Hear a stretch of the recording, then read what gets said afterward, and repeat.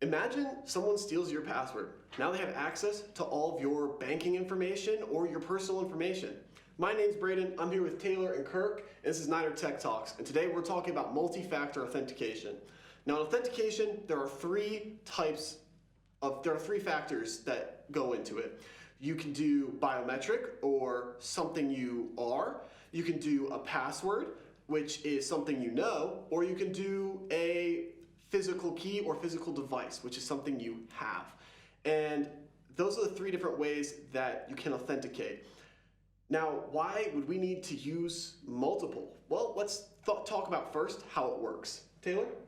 So there are typically 3 or 4 types of authentication. So it could be a text message, an SMS code, a hardware key, or a push notification. So let's say if you have the Microsoft app and you log into like a portal, it'll send you a notification. It probably give you a code to type in and tell you that someone's trying to log in. This is where they are. They might send their location sometimes, or sometimes just tell you that someone is trying to log in just so that you're aware. So if it's not you, you can be proactive about figuring out who it is and how to secure your account.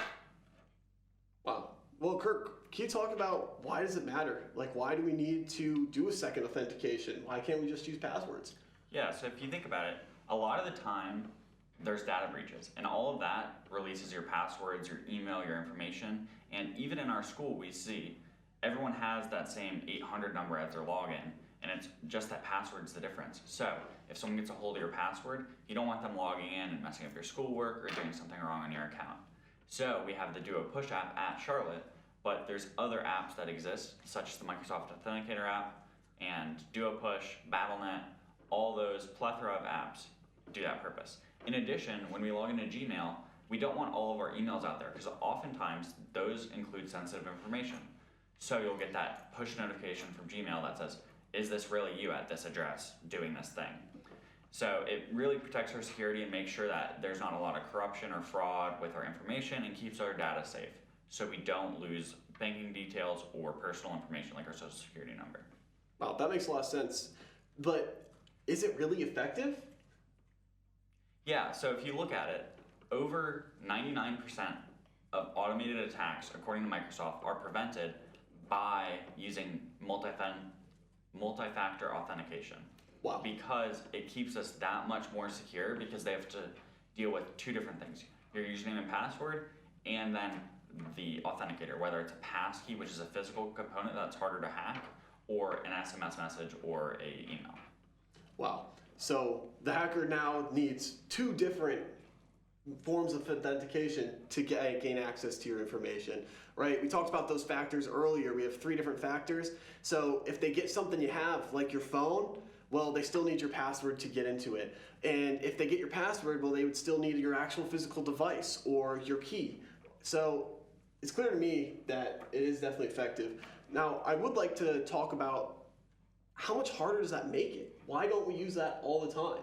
Taylor, have you used multi-factor authentication? Have you found it difficult to use? I think that sometimes it can be a little annoying because, like, say you get a new phone number, they send the code to your old phone number, and then it's like, well, how can I get in? And you have to go through all these things. But I feel like definitely the hassle is a lot better than if someone were to be able to get into your account and access your information. So I feel like it's kind of a trade-off. It's kind of like the lesser of 2, not evils, but annoyances, I would say. I think it's definitely best to always keep yourself safe and always have that extra padding just in case, rather than, regretting it in the long run. Yeah, definitely. So even though it's a little bit annoying to use, as Kirk mentioned, it's 99% effective. It definitely helps secure our data. And as I said, it is a little bit of an inconvenience, but a minor one at best. And with password leaks happening all the time, it's definitely important now more than ever that we secure our data. So our advice to you viewers is secure your data. Enable multi-factor authentication and keep the hackers away from your data. Thanks for listening.